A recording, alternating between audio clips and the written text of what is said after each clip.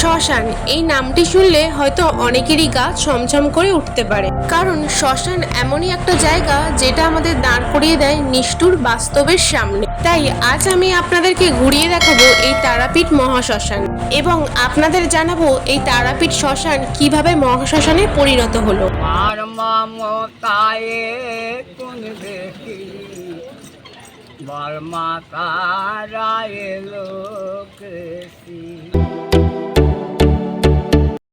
Hello everyone, welcome back to my channel.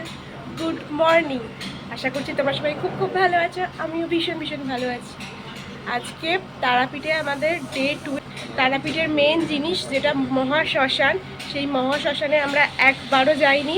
তাই আজকে এখন বেরোবো, যাবো হচ্ছে শ্মশানে। শ্মশানটা তোমাদেরকে ঘুরিয়ে দেখাবো, কত পবিত্রতা নিয়ে এই শ্মশানটা, সমস্ত কিছু তথ্য তোমাদের জানাবো, সঙ্গে থাকো। তারাপীঠ মহাশ্মশান।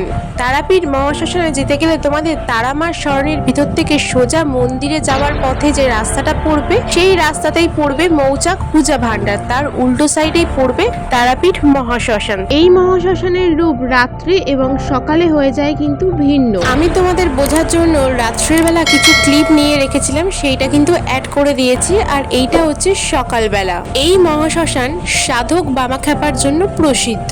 সাধক বামাখ্যাপা এই মহাশ্মশানে বসেই মায়ের তন্ত্র সাধনা করতেন, তাই এই স্থান তন্ত্র এবং তান্ত্রিক সাধনার জন্য বিখ্যাত। আজকের এই ভ্লগের মাধ্যমে আমি আপনাদের জানাবো তারাপীঠ শ্মশান কিভাবে মহাশ্মশানে পরিণত হয়েছে। মহাশ্মশানের উপর থেকে নিচে নামার জন্য যে সিঁড়িগুলো করা আছে, সেই সিঁড়ি দিয়ে আমরা হাঁটতে হাঁটতে এবার পৌঁছে গেলাম সাধক বামাখ্যাপার সমাধি মন্দির ও পঞ্চমুণ্ডের আসনের সামনে। এটা হলো সাধক বামাখ্যাপার সমাধি মন্দির। 1911 সালে তার মৃত্যুর পর তার পূর্ব ইচ্ছাতে এই স্থানেই তাকে সমাধিস্থ করা হয়। এই সমাধিস্থলের পাশেই রয়েছে পঞ্চমুণ্ডির আশ্রম। এই আশ্রম জুড়ে কিন্তু প্রচুর অলৌকিক ইতিহাস রয়েছে। এই আসনে বসেই সাধক বামাখ্যাপা তার তন্ত্র সাধনা করতেন এবং এর ফলেই তিনি প্রসিদ্ধ সিদ্ধলাভ করেছিলেন।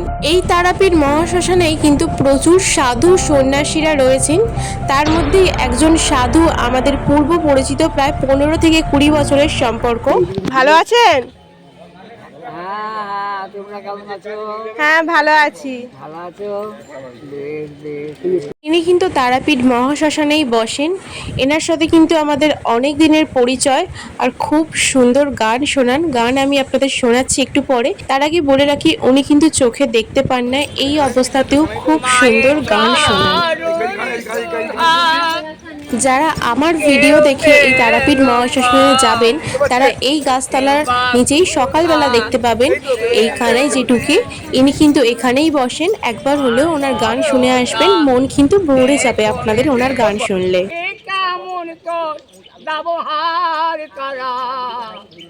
আমি কি তোর জগৎ ছাড়া।